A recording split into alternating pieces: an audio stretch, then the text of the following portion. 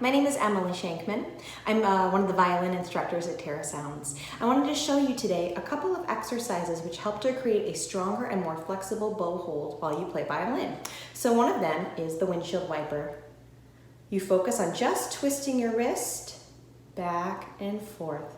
You can also do pinky taps, which help you to create a strong pinky and good balance in your bow hold. You can also do this pointing up and down if you're looking for an easier version. Another one, which is a go-to of mine, is to do spider crawls, where you crawl your fingers up all the way up the bow and back down to create really strong dexterity in that right hand, that bow hold. Thanks for checking these out. I hope you have a great day.